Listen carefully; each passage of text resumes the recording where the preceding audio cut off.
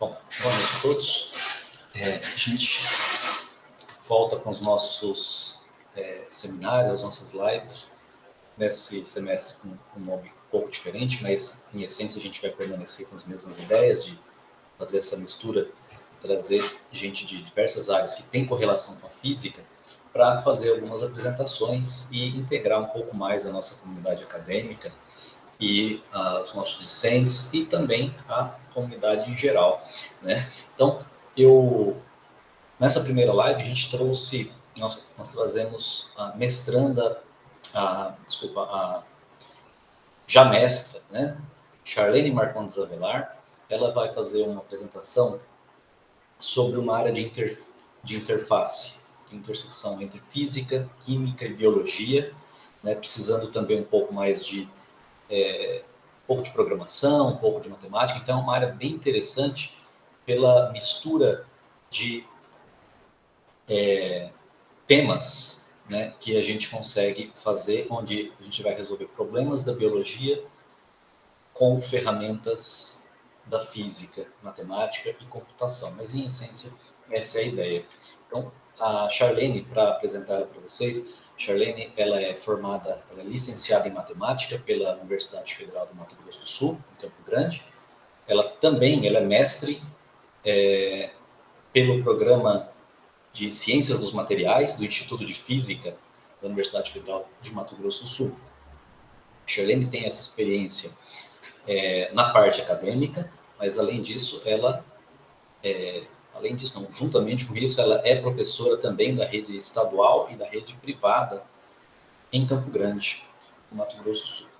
Então, eu vou passar a palavra a Charlene, e aí ela vai ter em torno de 30 minutos para fazer a apresentação dela. Vocês fiquem à vontade para colocar as perguntas no chat, e ao final da apresentação dela, a gente vai abrir para esse bate-papo, para a gente poder aprender um pouco mais com a Charlene. Charlene, fique à vontade, eu vou parar a minha apresentação e você consegue fazer a sua, colocar a sua. Bom, boa noite a todos. Primeiramente, queria agradecer ao professor Danilo pelo convite de estar participando aqui. É uma honra estar participando com vocês aqui do bate-papo da física. Professor Danilo, também ainda me confundo com a parte de mestrando e mestre, né? O pessoal vai entender, acho que faz uns 20 dias, né, que eu defendi, foi dia 20 de setembro. Tá fazendo um mês, praticamente. É um mês hoje, né? Um mês. E aí a gente se confunde ainda em falar mestranda e mestre, né?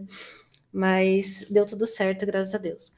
Então, eu vou falar um pouco aqui vou dar uma introdução, e aí... Tem que colocar a apresentação, tá? Não tá aparecendo. Deixa eu só compartilhar aqui.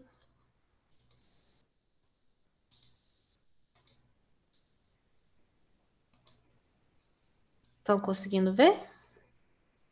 Sim, tá aparecendo. Tá, deixa eu só... Tá. Então, eu vou falar um pouco sobre a biofísica computacional, uma visão interdisciplinar para os sistemas biológicos. O Danilo já fez a minha apresentação.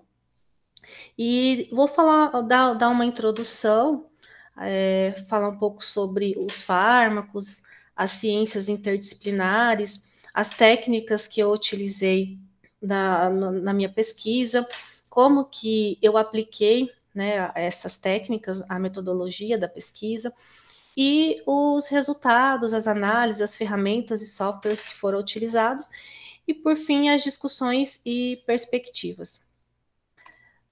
Então, para começar, eu começo com uma frase do John DeCarli, que fala o seguinte: era ser humano, tá? O ser humano produz remédios para fazer o trabalho que seus corpos deveriam fazer naturalmente. E aí eu quero fazer um questionamento a vocês, se aproximadamente vocês sabem dizer quantos anos demora para um medicamento ser aprovado e surgir no mercado. Vocês têm ideia de quais as fases que esse medicamento precisa passar? Qual que é o tempo, né, que demora para ele ser lançado no mercado? Alguém tem alguma alguma ideia, alguma sugestão?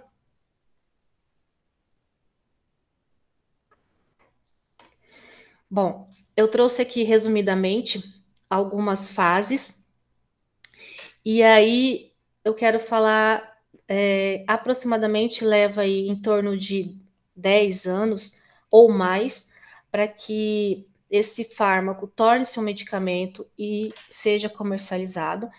E aí ele passa por várias etapas. E aqui nós temos o início, né, que começa com a identificação do alvo molecular, a triagem biológica, as moléculas bioativas. Essa primeira etapa, geralmente, são feitas de forma in sílico, que são métodos computacionais. E aí, depois, com o resultado dessa primeira fase, vem a parte da experimentação, que é a avaliação, o experimento que acontece nas universidades, nos laboratórios, nas clínicas, que é a parte in vitro, que eles falam. E após isso, começa então a avaliação em vivo, que são os testes, né, involuntários, verificando a toxicidade e tudo mais. Então, essa fase aí de descoberta e pré-clínica geralmente leva de 2 a 6 anos. Fase de desenvolvimento, de teste, de 5 a 7 anos. E aí, depois disso, obtendo resultados positivos, vão então para a revisão pelas agências reguladoras e verificar se teve alguma reação adversa, né, algum resultado inesperado, e aí essa aprovação, então, leva de 1 a 2 anos, e aí, então, esse medicamento é lançado. É um tempo, assim, eu acho, muito tempo, muitas pessoas ou animais em questão, às vezes já estão em fase evolutiva de alguma doença e acabam não conseguindo esperar todo esse tempo, ou a doença acaba evoluindo ainda mais, né? Então, assim, é um tempo que, com o passar dos anos agora, com essa evolução, com esse boom da tecnologia, nós precisamos diminuir isso. Nós vimos agora que, com o Covid, né, em questão de 1 ano, 2 anos, juntando vários países e várias áreas, eles conseguiram desenvolver uma vacina, várias vacinas no caso, em tempo recorde, mas isso foi uma exceção, né? Então, esse tempo a gente precisa fazer com que ele diminua para que esses medicamentos, essas vacinas surjam mais rápido, porque a cada dia vem surgindo novos vírus, novas bactérias, né? Então, a gente precisa estar preparado.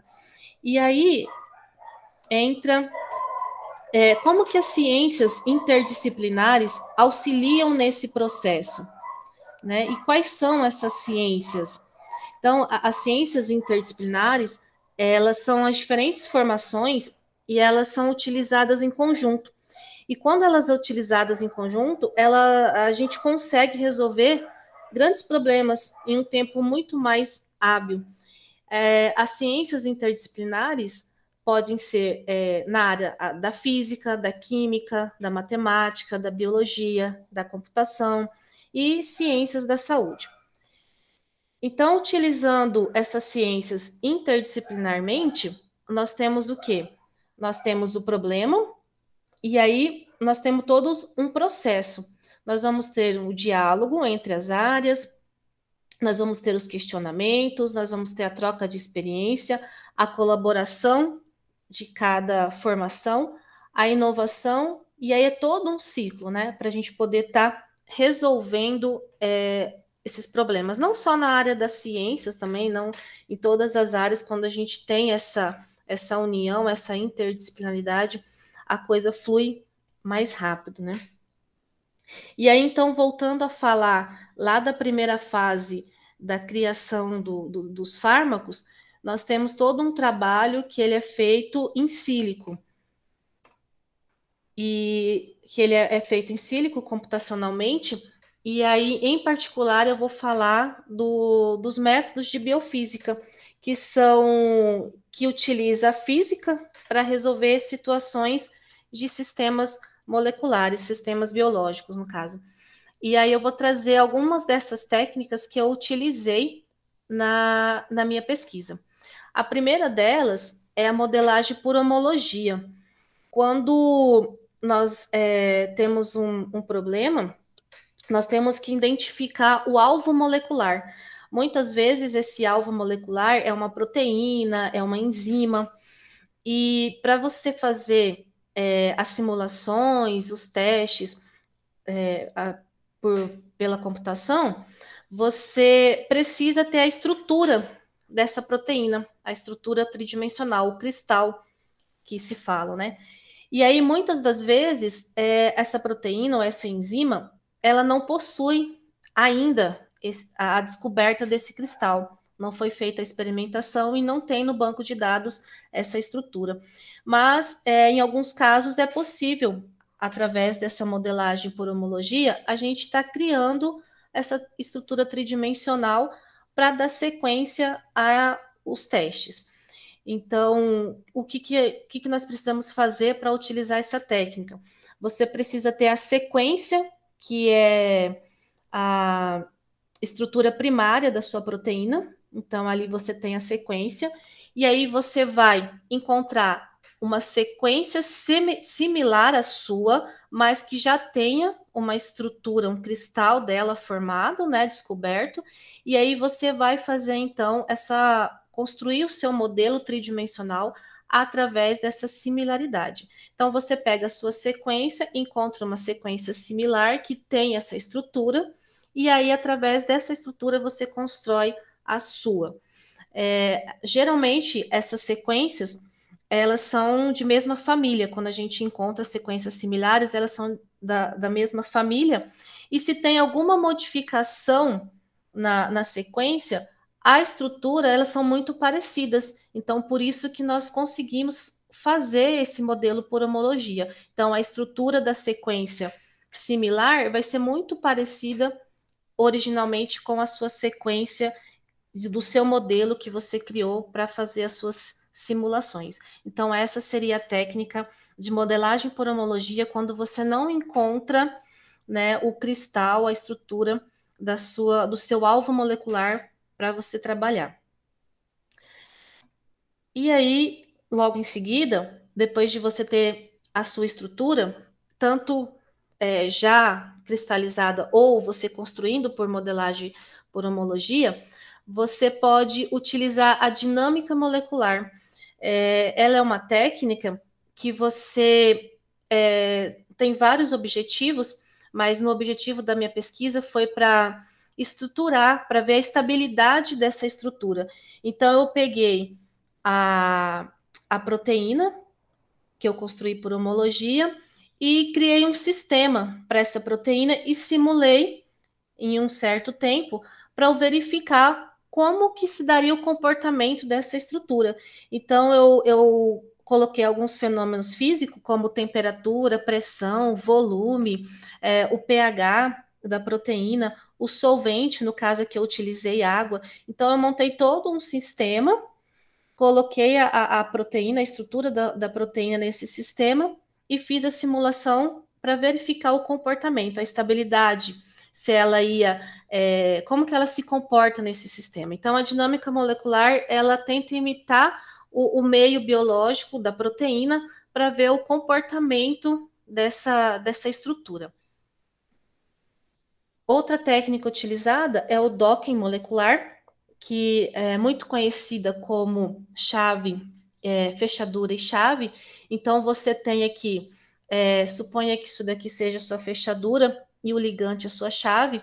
Então, você tem que encontrar no meio, né, de várias chaves, uma que se conecte com a sua fechadura e que você consiga, então, abrir a porta, né?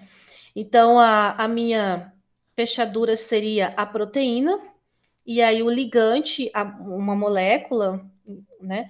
E aí você tenta, então, através do sítio catalítico dessa proteína, fazer essa interação para formar o seu complexo.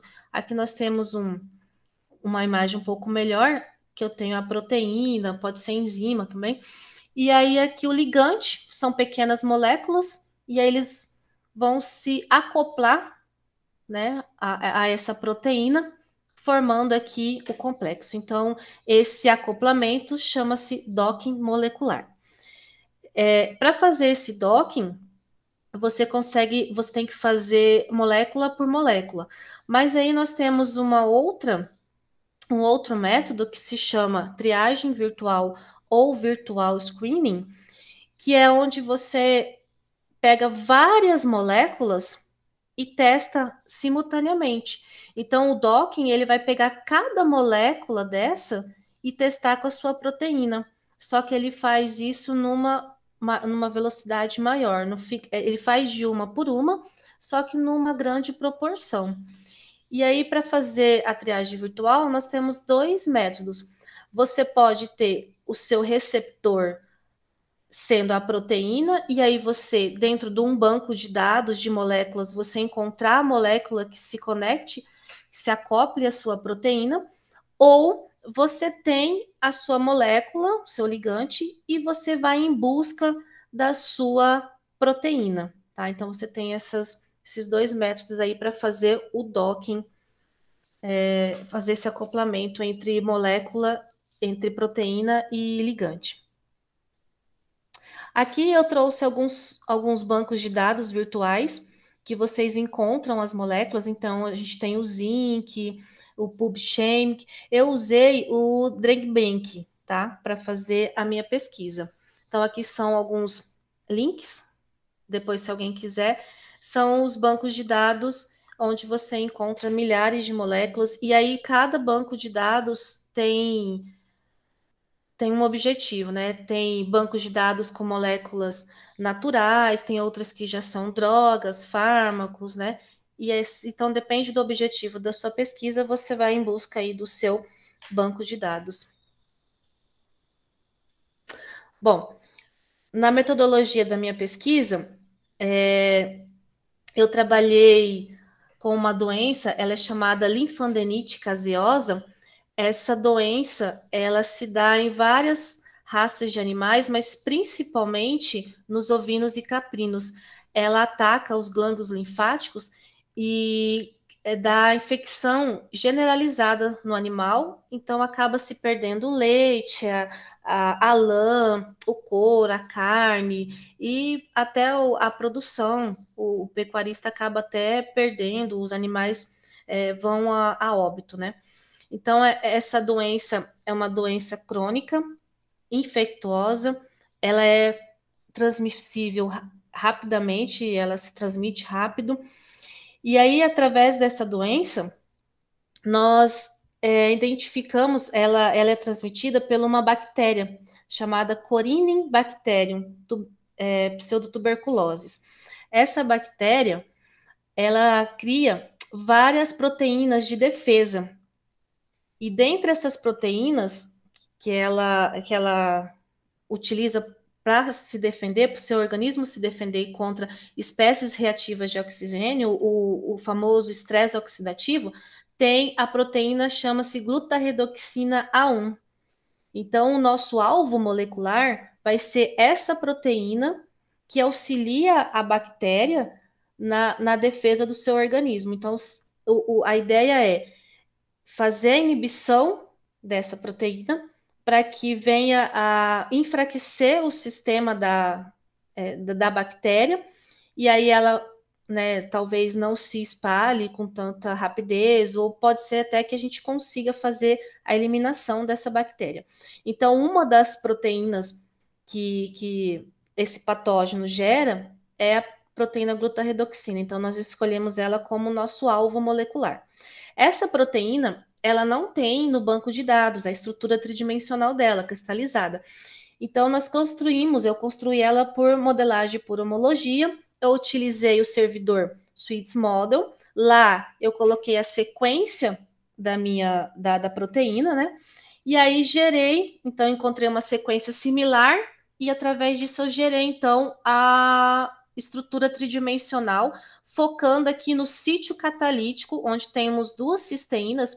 Por quê? Porque é onde ocorre a conexão, a interação da minha proteína a ação enzimática, ela acontece aqui no sítio ativo.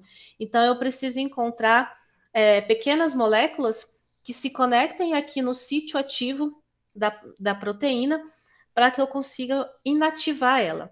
E aí, após a construção, então, por modelagem por homologia, eu fui testar esse modelo, essa estrutura construída por dinâmica. Utilizei, então, o programa computacional Amber, do ano de 2018, do modelo, né, 2018. E aí, por dinâmica, eu verifiquei a estabilidade, a estrutura, como que ela se comportou aí no meu sistema, colocando os fenômenos físicos, temperatura, volume, como eu já disse, como que essa estrutura se comportou. Logo após, eu submeti, então, essa estrutura ao Virtual Screen e foi escolhido o banco de dados Drug Bank, com 8.823 estruturas, 8.823 moléculas. Essas moléculas, elas já são, a maioria delas já são comercializadas e utilizadas já na fabricação de fármacos, de remédios. Então, para fazer a triagem virtual, foi utilizado o programa Autodoc Vina. E aí, logo após feito esse docking, nós partimos então para fazer a análise se houve ou não moléculas, né, candidatas a inibidores dessa proteína glutaredoxina 1 da bactéria que se chama Corynebacterium pseudotuberculose. Aqui eu trouxe para vocês darem uma olhada, é o programa Autodoc Vina. Então, depois de ter feito a construção da proteína, verificada a estabilidade dela, a gente submete a proteína a esse programa. Aqui, como vocês podem ver, é a glutaredoxina, a proteína, e aí a gente constrói uma caixa. Você pode fazer o docking sem fazer essa caixa, porém, as suas moléculas, elas não vão ter uma área restrita para se encaixar, então ela vai se encaixar ali onde ela tiver os resíduos mais semelhantes, né? Onde ela tiver maior energia de ligação. Só que o que eu preciso é que essas moléculas se liguem ao sítio ativo da minha proteína, onde acontece a catálise, né? Onde ela, né, faz a reação ali na proteína. Então, eu fiz, você consegue fazer uma caixa para especificar a área que você quer que essa molécula se conecte. Então, ela não vai procurar outro espaço, o programa não deixa ela, né, a molécula livre. Então, a proteína ela fica rígida, a molécula ela fica flexível, porém, somente naquela área que eu delimitei. Então, as moléculas vão tentar se acoplar aqui nesse espaço.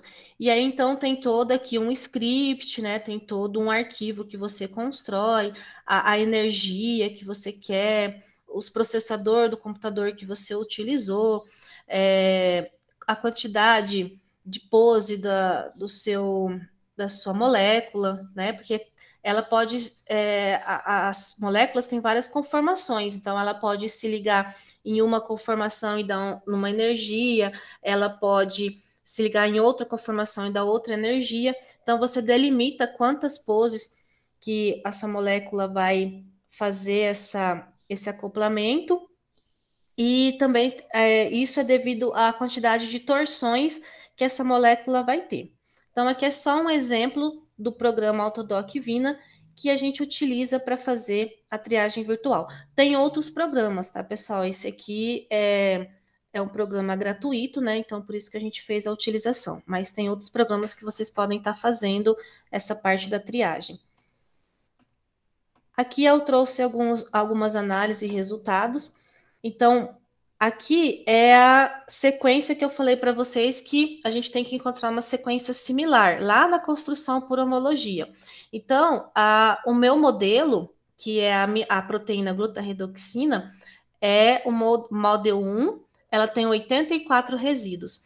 E aí, eu encontrei uma sequência similar que tem o código 2LQO, ela tem 83 resíduos, e aí eu fiz, então, a comparação.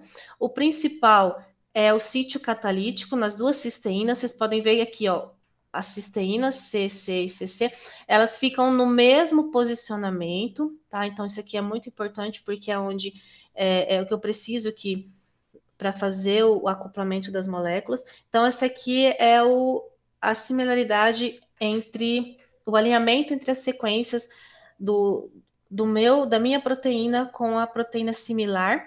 E aí, a partir disso, dando ok, fazendo a validação dessa parte, a gente constrói o próprio modelo, o próprio servidor Sweets Model, ele dá para você, então, a estrutura tridimensional. Então, essa daqui é o modelo validado da minha proteína, da glutarredoxina 1, que é o meu alvo molecular.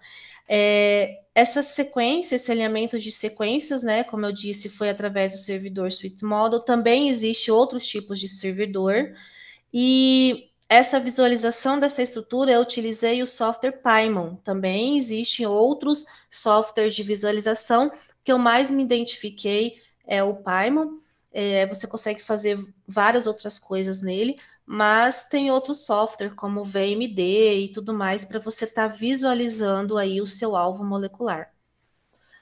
Aqui são alguns dos resultados da dinâmica, né, da dinâmica molecular. Tem vários outros gráficos que você pode estar plotando, fazendo combinações entre eles. Então, aqui eu trouxe só para, né, dar uma resumida aí para vocês, como que você faz a análise do comportamento da sua proteína, da sua estrutura.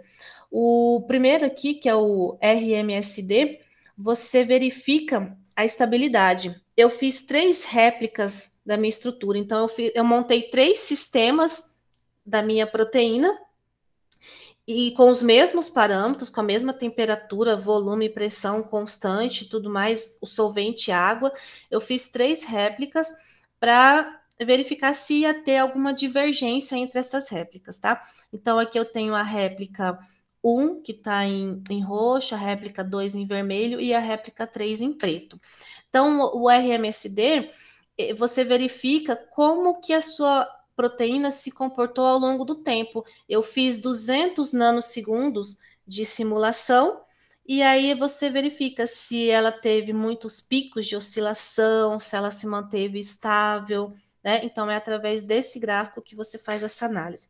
Já o RG, que significa raio de giro, você verifica o quanto a sua estrutura compactou ou descompactou, ou seja, se ela abriu muito, se você tem altos valores ao longo do tempo, é porque a sua estrutura ela abriu, né? Então ela acaba assim se desestruturando. Então isso é ruim, porque você quer uma estrutura estabilizada, uma estrutura ali bonitinha. Então aqui você consegue, através dessa análise, verificar se ela está compactada bonitinha ou deu uma descompactada. Já aqui no surf, é a verificação do quanto a sua estrutura está em contato com o solvente. Então, quanto menores os valores, menor a sua estrutura está em contato dentro ali da caixa do seu sistema com o solvente. No caso aqui eu utilizei a água, né? Então eu consigo fazer a medição e verificar o quanto a minha proteína está ali envolvida com o meu solvente. E aí o RMSF, você consegue verificar a flutuação, ou seja, dos resíduos, né? Aqui você vê o comportamento dos resíduos da sua estrutura. Então, lembra que eu mostrei lá no slide anterior, a minha estrutura tem, né, 83 resíduos. Então, aqui estão os resíduos e aqui o quanto cada um fez a flutuação. No sítio ativo da minha proteína, ela se localiza entre o resíduo 10 e 20, entre os aminoácidos 10 e 20. Então, aqui nós podemos perceber, nesse espaço aqui, né, entre o 10 e o 20, que a réplica 3 teve uma flutuação nessa parte do sítio ativo, enquanto a réplica 2 e 3 manteve assim estavelmente. Então, a réplica 2, essa flutuação que poderia ser ruim. Por quê? Porque eu submeti a minha estrutura é um sistema com os fenômenos físicos e eu espero que ela se mantenha estável. E aqui a réplica 3, ela deu uma, né, uma desestruturada bem na parte do sítio ativo, onde eu preciso fazer o acoplamento com os possíveis inibidores da proteína. Então, é mais ou menos assim que a gente vai fazendo as análises para verificar como que é o comportamento da sua estrutura. Bom, após a dinâmica, foi feito o docking no Autodoc Vina. E aí, esse programa, ele tem uma função, chamada de função G, que ela classifica as melhores moléculas pela energia. Então, quanto mais negativa essa energia, melhor o acoplamento, melhor a ligação proteína-ligante, tá? Então, após feito várias filtragens e no virtual screening, eu consegui fazer uma classificação dos 26 melhores compostos. Aqui eu tenho a identificação de cada composto, a torção, né, que é importante na hora de você verificar as poses. Então, essas torções que dão a liberdade da molécula. Os átomos aqui, só os átomos pesados, então tirei o hidrogênio, então são só os átomos sem os hidrogênios. Então, a classificação das energias, da menor energia para a maior, e aí a taxa de sucesso. Então, foi feito, de cada composto desse daqui, foi feito 100 réplicas. Então, se eu for fazer uma experimentação, eu posso dizer que o composto 13014, de 100 experimentações, as 100 vão dar a mesma energia e a mesma pose, a mesma conformação. Já aqui, por exemplo, o composto 16, que é o 07247, eu já não posso garantir esse 100%. Então, de 100 experimentação que a gente pode fazer com essa molécula, 80 pode dar a mesma conformação com a mesma energia e vou arredondar aqui, né? 20% pode ser que não dê essa mesma energia e essa mesma conformação. Então, a gente fez essas 100 réplicas para a gente ter uma noção de como seria a repetição dessa energia se fosse feita uma experimentação, tá? E aí nós utilizei também um outro software que chama Discover. Esse software você consegue, após feito a simulação, né, a triagem virtual, você pegar os seus compostos, já o complexo lá, a proteína ligante, você pega os dados e joga nessa ferramenta, e aqui ela vai te dar informações em 2 dimensões. Então, aqui eu tenho a molécula acoplada à minha proteína, e aí te informa quais são os resíduos, ou seja, os aminoácidos que fizeram interação com a proteína. No caso, esses aminoácidos são da proteína, né? Quais são os aminoácidos da proteína que fazem interação com o ligante, ao inverso, né? E quais são as ligações? Se foram ligações de Van der Waals, ligações de hidrogênio, né? Se teve algum doador desfavorável. Então, através do Discovery Studio, você consegue fazer essas identificações, que é muito importante você saber quais são os resíduos da sua proteína que faz interação com aquela molécula e quais os tipos dessas ligações, tá? Bom, então foram, na minha pesquisa, depois de todas essas etapas, foram encontrados esses 26 compostos que possivelmente podem se tornar ligantes e inibidores da proteína. Então, eu conseguindo fazer a inibição dessa proteína, igual eu falei lá no começo, pode ser que a gente consiga encontrar um fármaco que reduza, né, a proliferação da bactéria, ou até mesmo levando à morte essa bactéria, uma vacina que faça um controle melhor dessa doença. Essa doença, ela tem algumas vacinas, já tem medicação, só que não são tão eficazes e também são de um alto custo. E geralmente quem faz a criação de cabras, de ovelha, são famílias aí, né? O Nordeste, por exemplo, é o maior criador desse tipo de pecuária. Então, não são assim famílias, não são pecuaristas aí de grande porte, e então assim saindo um custo muito alto para eles fazer esse controle. Então, o objetivo é tentar encontrar um meio de fazer esse controle aí, de encontrar um medicamento ou até mesmo uma vacina leve um tempo mais curto e de um valor mais aquisitivo para essa subsistência. Bom, aqui eu trouxe para vocês o Paimon, que é o software onde você faz a visualização aí das moléculas, né? Aqui eu tenho a proteína com a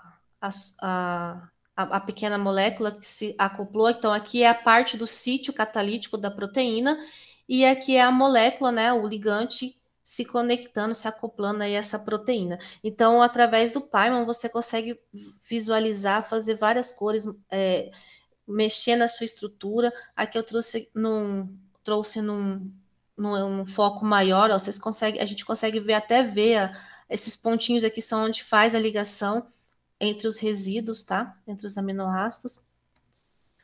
Aqui são as poses, então, igual eu falei, devido às torções das moléculas, você consegue várias poses do seu ligante. Então, aqui só para mostrar como que você vê isso no Paimon, né? As poses do ligante, aí você escolhe a melhor pose com a melhor energia.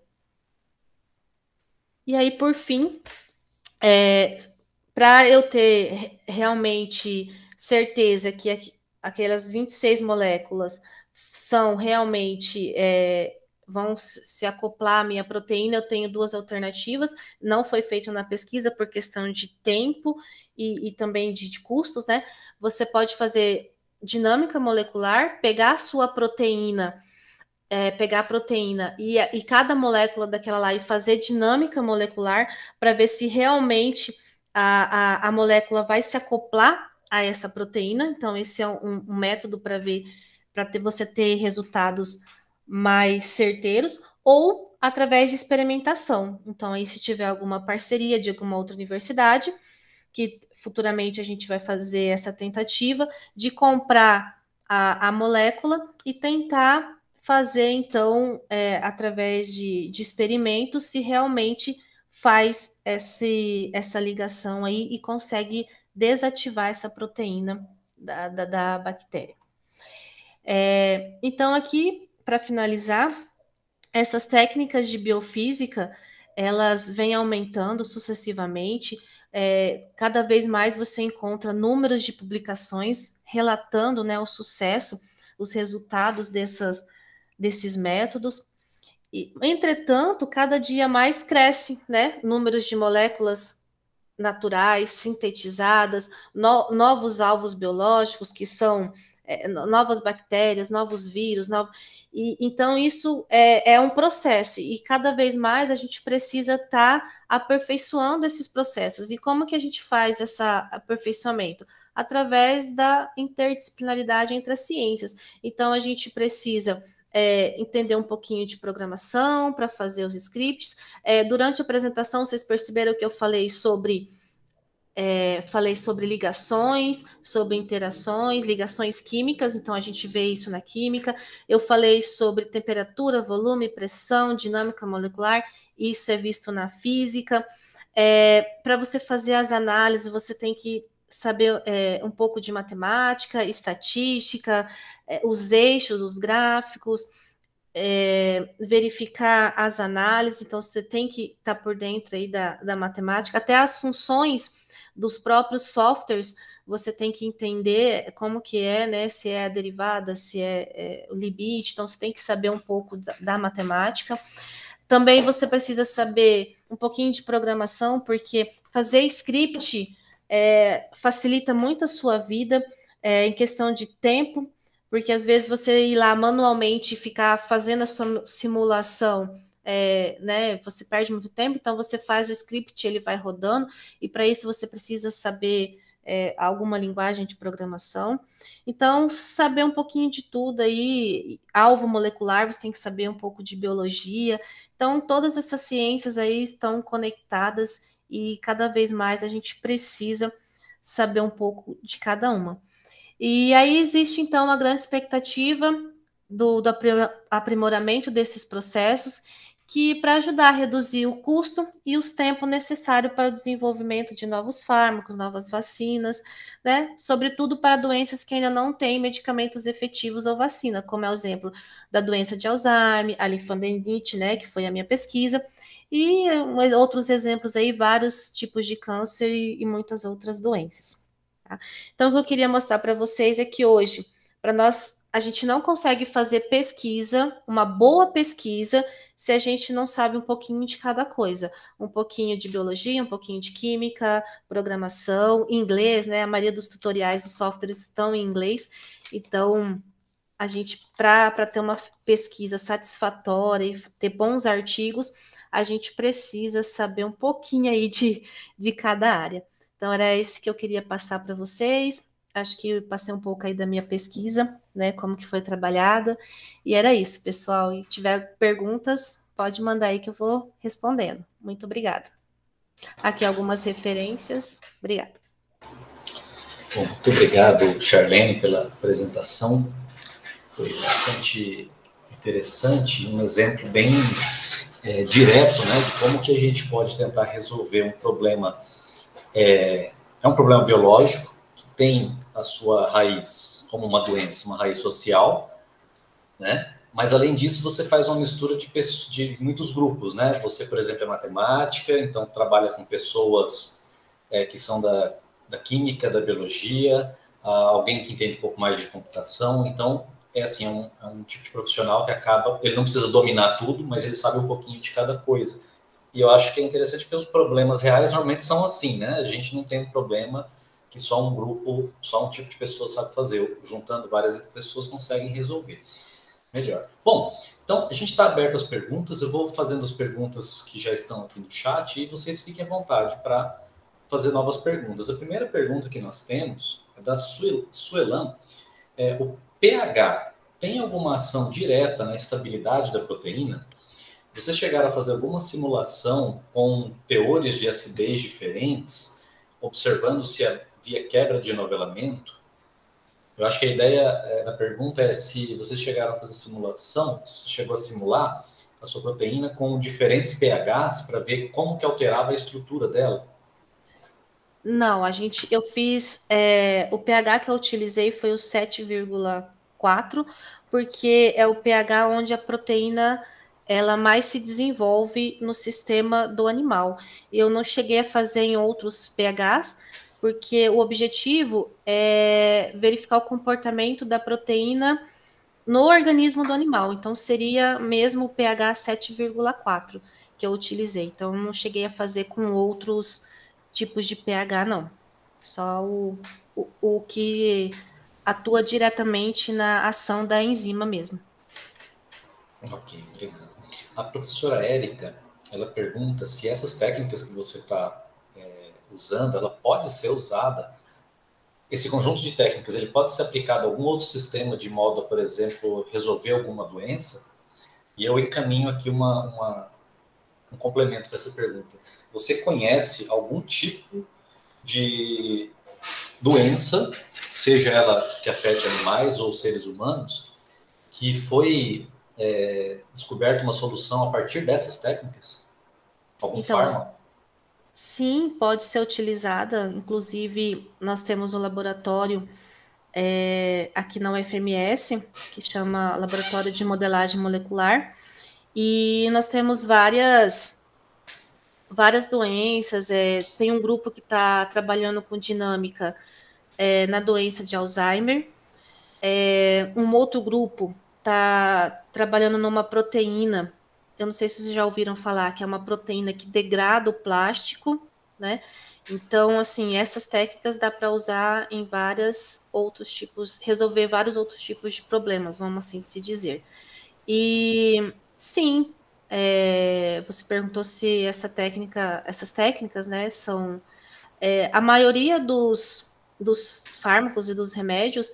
Primeiro você tem que fazer que é aquela primeira etapa lá que você faz a parte em sílico, a partir dos resultados em sílicos que você vai para a experimentação. Bem antigamente você iria para a experimentação à cega, então você não tinha uma filtragem. Então, você ia fazendo vários testes na parte da experimentação para chegar no seu objetivo. Hoje, não. Hoje, através dessas técnicas, você tem uma filtragem.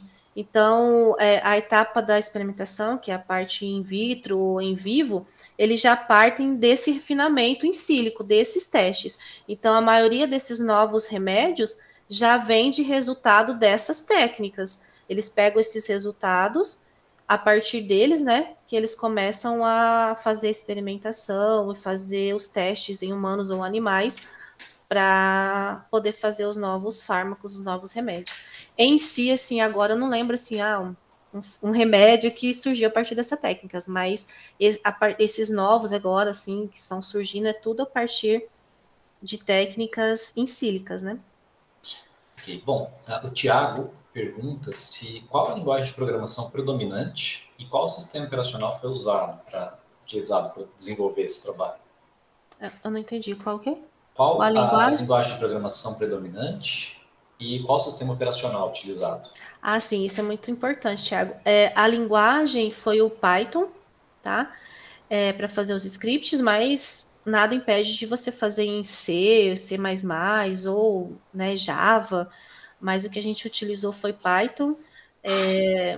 E sistema operacional, então, assim, eu fiz as minhas simulações nos computadores do laboratório, porque os processadores são mais eficientes, então eu lançava simulações lá é tudo Linux, tá? Só que as análises eu fiz no meu notebook, então eu transferi os resultados para o meu notebook, que eu uso o Windows 10, e aí eu fazia as análises, os gráficos, o Pymon mesmo é instalado no Windows 10. Então tem software e ferramentas que você consegue utilizar só no Linux, aí tem similares que você utiliza no Windows, tem ferramentas que você consegue utilizar nos dois, tem a versão tanto para o Windows como para o Linux, e tem ferramentas que só tem para um dos dois, mas tem similares, tá? Então, por exemplo, o Origin, ele não tem para Linux, parece, que é onde eu gerei os meus gráficos, mas tem um similar que você pode usar no Linux, que é bem parecido, tem um outro nome, mas as funções é bem parecida para você utilizar no Linux, tá? A Nayara Queiroz faz uma pergunta. Essa técnica, ela seria válida se você quisesse simular essas proteínas misturadas com as suas moléculas? Sim, você pode fazer a dinâmica molecular. Não deu tempo de fazer na minha pesquisa, mas se eu poderia ter feito, pegado a proteína, a glutaredoxina, e escolhido ali as moléculas que eu encontrei e feito a dinâmica para ver se realmente essa molécula iria se acoplar. Através da dinâmica molecular, você consegue ter essa visualização, visualizar melhor se realmente acontece aí essa interação. A professora Érica queria fazer uma pergunta por áudio. Fique à vontade, professora. Obrigada, professora Nilda. Eu achei mais fácil do que escrever muito, porque eu estou com as mãos doloridas hoje. Bom, primeiro eu quero agradecer a Charlene. Muito obrigada por participar aqui do Papo da Física. Eu achei muito interessante a sua pesquisa, o tema, o trabalho que você desenvolveu.